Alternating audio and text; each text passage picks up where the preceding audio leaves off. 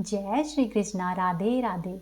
आज के इस वीडियो में आप सुनेंगे शालिग्राम भगवान जी की दो कथा। तो आइए बड़ी ही श्रद्धा के साथ मन लगाकर इन कथाओं का श्रवण करते हैं। एक बार की बात है, किसी गांव में एक ब्राह्मण रहता था। एक दिन वह ब्राह्मण अपने घर में बैठा हुआ माला फेर रहा था। तभी उसने देखा कि उसके घर के सामने से एक गाय भागती हुई गई है। तभी वहां पर एक आदमी आया और उस ब्राह्मण से गाय के बारे में पूछने लगा। तब ब्राह्मण माला फेर रहे थे, इसलिए वो कुछ नहीं बोले, बस हाथ के इशारे से उस तरफ इशारा कर दिया जिस तरफ अभी अभी वह गाय गई थी।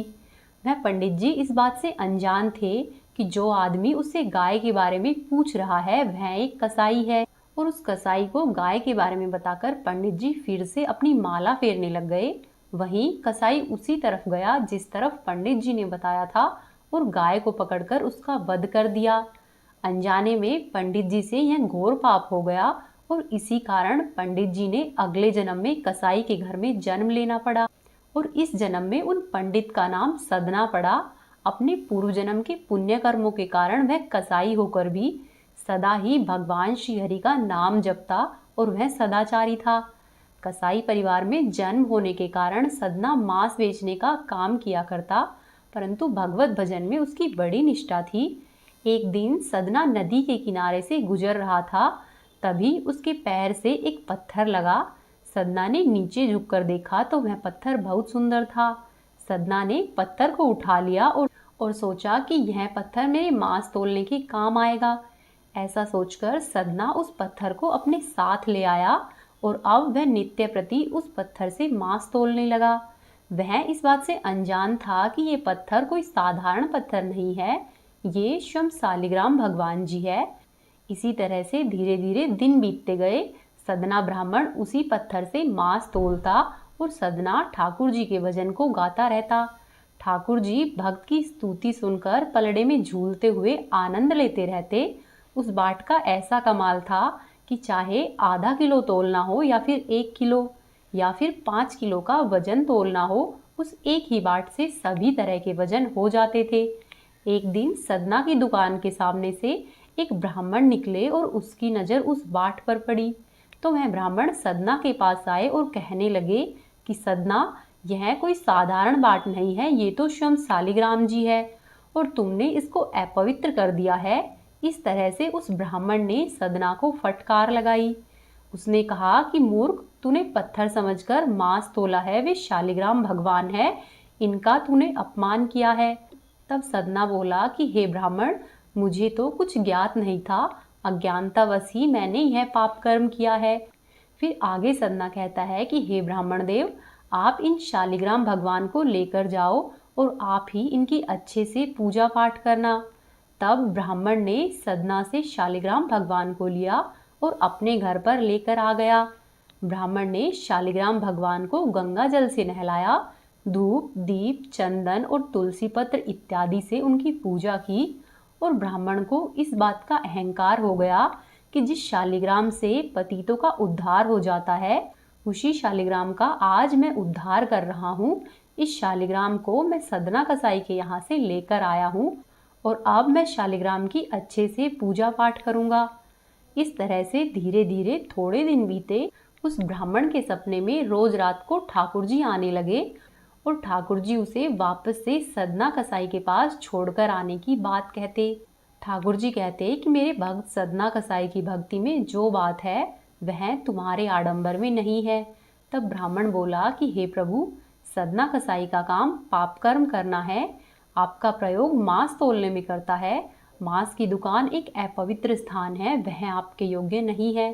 तब भगवान बोले कि हे ब्राह्मण, भक्ति में भरकर सदना मुझे तराजू में तोल कर रखता है और मुझे ऐसा लगता है जैसे वह सदना मुझे झूला झूला रहा हो।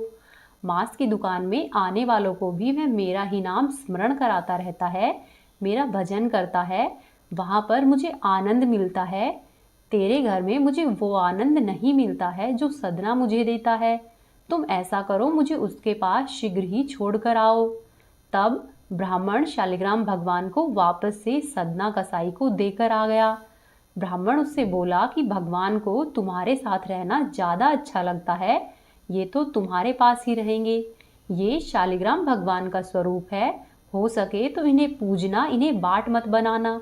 यह सुनकर सदना बहुत दुखी हुआ और सदना ने प्रायश्चित करने का निश्चय किया और अपनी कसाई की दुकान को बंद करके वह भगवान जगन्नाथ के दर्शन के लिए निकल पड़ा। वह भी भगवान के दर्शन को जाते हुए एक समूह में शामिल हो गया। जब लोगों ने उससे पूछा कि तुम क्या करते हो और कहाँ रहते हो, तब सदना ने सारी बात सच सच कह सुनाई कि मैं एक कसाई हूँ। तब लोग उससे दूर दूर रहने लगे, उसके हाथ का कुछ भी नहीं खाते पीते और उसके छूने से भी परहेज करने लगे। सदना अत्यधिक दुखी हुआ और उसने उन लोगों का साथ छोड़ दिया और शालिग्राम जी के साथ स्वयं ही अकेला चलने लगा। वह रास्ते में शालिग्राम जी के भजन करता हुआ जाता। थोड़ी आगे चलने पर सदना को प्यास लगी। रास्ते में उसने एक कुआं दिखा तो वह वहां पर पानी पीने के लिए ठहर गया। वहीं कुएं पर एक सुंदर स्त्री पानी भर रही थी। वह सदना के सुंदर और मजबूत शरीर पर रीझ गई। उस स्त्री ने सदना से कहा कि हे पथिक, शाम हो गई है, इसीलिए आज रात को इसी गांव में विश्राम कर लो। सदना को उसकी कुटिलता समझ नहीं आई और वह उस स्त्री के वहां पर अतिथि बन गया। रात में वह स्त्री अपने पति के सो जाने के बाद सदना के पास पहुंची और उससे अपने प्रेम की बात कही। स्त्री की बात सुनकर सदना कसाई चौंक गया और उसे पतिव्रता रहने के लिए आग्रह किया। स्त्री को लगा कि शायद मेरे पति होने के कारण वह मुझ में रुचि नहीं ले रहा है। इस वजह से वह स्त्री अपने पति के पास गई और सोते हुए अपने पति का गला काट लाई। सदना यह देखकर भयभीत हो गया। तब स्त्री समझ गई कि बात बिगड़ गई है और सदना ब्राह्मण मुझे नहीं अपनाएगा। इसीलिए उस स्त्री ने रोना और चिल्लाना शुरू कर दिया। वह जोर जोर से बोलकर पड़ोसियों को इकट्ठा कर लाई और उसने पड़ोसियों से कहा कि मैंने इस यात्री को घर में जगह दी थी और इस यात्री ने चोरी की नीयत से मेरे पति का गला काट दिया है। सदना को पकड़कर सभी लोग न्यायालय में लेकर गए। न्यायाधीश ने सदना को देखा तो जान गया कि यह तो हत्यारा नहीं हो सकता। उन्होंने बार बार सदना से सारी बात पूछी। सदना कसाई को लगता था कि यदि वह प्यास से व्याकुल गांव में नहीं पहुंचता तो यह हत्या नहीं होती। वह इस हत्या के लिए स्वयं को ही दोषी मानता रहा और बार बार पूछने पर भी वह कुछ नहीं बोला, चुपचाप खड़ा रहा। तब न्यायाधीश ने राजा से कहा कि यह आदमी अपराधी नहीं है, परंतु यह चुप रहने पर एक तरह से अपराध को बढ़ावा दे रहा है। हे राजा, अब इसको क्या दंड दे? तब राजा ने कहा कि यदि यह उत्तर नहीं देता है तो इसे दंड देना अनिवार्य होगा, अन्यथा प्रजा में गलत संदेश जाएगा कि राजा अपराधियों को छोड़ देता है और इस तरह से प्रजा में अपराध बढ़ेंगे। ऐसा करो, इसे मृत्युदंड मत दो, इसका हाथ काट दो। इस तरह से राजा की आज्ञा से सदना का दायां हाथ काट दिया गया। सदना ने इसे अपने पूर्व जन्म का कर्म मानकर चुपचाप दंड को सहा और फिर से प्रभु श्रीहरि के धाम की ओर अपनी यात्रा शुरू कर दी। जब वह धाम के निकट पहुंचा तो भगवान ने अपने सेवक राजा को प्रिय भक्त सदना कसाई की सम्मान से अगवानी करने का आदेश दिया। वही राजा प्रभु की आज्ञा से गाजे बाजे लेकर सदना कसाई की अगुवाई करने के लिए चला गया। सदना ने यह सम्मान स्वीकार नहीं किया तो सदना कसाई को स्वयं ठाकुर जी ने दर्शन दिए और उससे सारी बात बताई कि सदना, तुम पूर्व जन्म में एक ब्राह्मण थे और तुमने इशारे से एक कसाई को गाय का पता बताया था, जिसके कारण उस गाय की जान चली गई थी और वह गाय ही इस जन्म में वह स्त्री थी जिसके झूठे आरोपों से तुम्हारा हाथ कट गया है। उस स्त्री का पूर्व जन्म का पति वह कसाई बना था जिसका वध करके उस गाय ने उस कसाई से बदला लिया है। आगे भगवान कहते हैं कि सभी के शुभ और अशुभ कर्मों का फल मैं उन्हें अवश्य देता हूँ। फिर आगे भगवान कहते हैं कि सदना, तुमने घृणित आजीविका के बावजूद भी धर्म का साथ नहीं छोड़ा है, इसीलिए मैंने तुम्हारे प्रेम को स्वीकार किया और मैं तुम्हारे साथ मांस तोलने वाले तराजू में भी प्रसन्न रहा। भक्ति में आडंबर नहीं, भावनाएं भगवान की प्राप्ति करवाती है। भगवान के नाम का गुणगान करना सबसे बड़ा पुण्य है। यदि हम कहीं भी भगवान का नाम लेते हैं, सुनते हैं या कहते हैं तो उसको पूरी श्रद्धा के साथ कहना चाहिए उसके बारे में आडंबर नहीं बनाना चाहिए। बोली श्री शालिग्राम जी की जय, तुलसी माई की जय। प्राचीन काल में दैत्यराज कालनेमी नाम का एक राक्षस था। उस राक्षस के घर में एक लड़की का जन्म हुआ। उसका नाम वृंदा रखा गया। यह वृंदा ही आगे चलकर तुलसी माता के नाम से जानी गई। वैसे तो वृंदा राक्षस कुल में उत्पन्न हुई थी, परंतु राक्षस कुल में उत्पन्न होने के बाद भी वृंदा भगवान विष्णु की पूजा किया करती थी। और जब वृंदा बड़ी हुई तो उसका विवाह जालंधर नाम के एक दैत्य से हुआ। जालंधर काफी शक्तिशाली राक्षस था, जिसका कि जन्म भगवान शिव जी के तेज के कारण समुद्र से हुआ था। बलवान होने के कारण जालंधर को दैत्यों का राजा बनाया गया। वृंदा की शादी करने के बाद जालंधर की शक्ति और उसका पराक्रम बढ़ता ही चला गया। उसे किसी भी तरह से हराना मुश्किल हो गया था।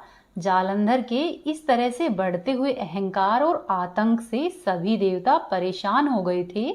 जालंधर की बढ़ती हुई ताकत के पीछे उसकी पत्नी वृंदा की विष्णु भक्ति और उसका सतीत्व था। धीरे धीरे जालंधर अपनी शक्ति के अहंकार में चूर होकर स्वर्ग की देवियों पर भी काबू पाने की कोशिश करने लगा। इसी दौरान एक बार जालंधर ने माता लक्ष्मी को पाने का प्रयास किया, परंतु समुद्र से जन्म लेने के कारण माता लक्ष्मी ने उसे अपना भाई बना लिया। फिर उसकी नजर माता पार्वती पर गई और माता पार्वती को पाने के लिए जालंधर ने माया जाल रचा। अपने माया जाल से जालंधर ने भगवान शिव का रूप धारण किया और माता पार्वती के समीप जाने की कोशिश करने लगा। उसी वक्त माँ पार्वती ने उसे पहचान लिया और जब तक जालंधर कुछ समझ पाता माता पार्वती अदृश्य हो गई। जालंधर के इस दुर्व्यवहार से पार्वती जी को काफी क्रोध आया और उसने पूरी घटना भगवान शिव को कह सुनाई। इसके बाद कैलाश पर्वत पर भगवान शिव और जालंधर में युद्ध शुरू हो गया। तभी भगवान विष्णु ने जालंधर को सबक सिखाने का निर्णय लिया। सभी को पता था कि जालंधर अपनी पत्नी वृंदा के पूजा पाठ और सतीत्व की वजह से ही अजय है। ऐसे में भगवान विष्णु ने जालंधर को हराने के लिए उसकी पत्नी का पतिव्रत धर्म भंग करने के लिए मायावी चाल चली। भगवान विष्णु एक साधु का वेश धारण करके वृंदा से वन में मिलने के लिए पहुंचे। उनके साथ दो मायावी राक्षस भी थे। उन राक्षसों को देखते ही वृंदा डर गई। तभी भगवान विष्णु बने हुए उन साधु महाराज ने उन दोनों राक्षसों का वृंदा के सामने ही वध कर दिया। वृंदा ये देखकर समझ गई कि ये साधु महाराज कोई आम आदमी नहीं है। उसी पल वृंदा ने साधु से अपने पति जालंधर के बारे में पूछा। साधु बने हुए भगवान ने अपनी माया शक्ति से दो बंदर प्रकट किए। दोनों बंदरों के हाथों में जालंधर का सिर व धड़ था। यह देखते ही वृंदा बेहोश हो गई। कुछ समय बाद होश में आने पर वो साधु से अपने पति को दोबारा जिंदा करने की प्रार्थना करने लगी। वृंदा की विनती सुनकर उनकी आंखों के सामने साधु ने अपनी माया से जालंधर के कटे हुए शरीर के हिस्सों को जोड़ दिया और स्वयं उसके शरीर में समा गए। वृंदा को जरा सा भी अंदाजा नहीं था कि उसके साथ ऐसा छल किया गया है। जालंधर का रूप धारण किए हुए विष्णु जी को वृंदा अपना पति समझकर उनके साथ रहने लगी। वृंदा के ऐसा करने से उसका सतीत्व भंग हो गया। वहीं दूसरी तरफ जालंधर कैलाश पर्वत पर युद्ध कर रहा था और वह युद्ध में शिवजी से हार गया। जब वृंदा को इस पूरी घटना की सच्चाई पता चली कि उसके साथ छल हुआ है तो वह विष्णु जी पर बहुत क्रोधित हुई और वृंदा ने क्रोध में ही विष्णु भगवान को पत्थर बनने का श्राप दे दिया। इस घटना के बाद वृंदा स्वयं सती हो गई। जिस स्थान पर वृंदा भस्म हुई थी वहां से तुलसी का पौधा प्रकट हुआ। विष्णु भगवान वृंदा की भक्ति से प्रसन्न हुए और उनसे कहा कि हे वृंदा, तुम्हारी पति भक्ति देखने के बाद तुम मुझे प्रिय हो। अब सदैव ही तुम मेरे साथ तुलसी के रूप में रहोगी। तुम्हारे तुलसी रूप का जो भी व्यक्ति मेरे शालिग्राम रूप के साथ विवाह कराएगा उस व्यक्ति को 1000 गुना यश और पुण्य प्राप्त होगा। जिस भी मनुष्य के घर में तुलसी जी का वास होगा उस घर में कभी भी असमय यमदूत नहीं प्रवेश कर सकेंगे। आगे भगवान ने कहा कि तुलसी के पौधे की पूजा करने वाले को गंगा और नर्मदा में स्नान के बराबर पुण्य प्राप्त होगा।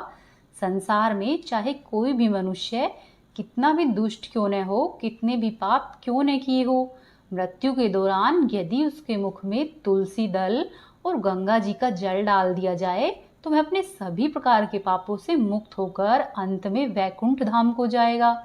इसके अलावा जो भी व्यक्ति तुलसी व आंवले के पेड़ की छाया में अपने पितरों का श्राद्ध करेंगे, उसके पितरों को मोक्ष अवश्य ही मिलेगा। बोली तुलसी माता की जय, बोली श्री लक्ष्मी नारायण की जय।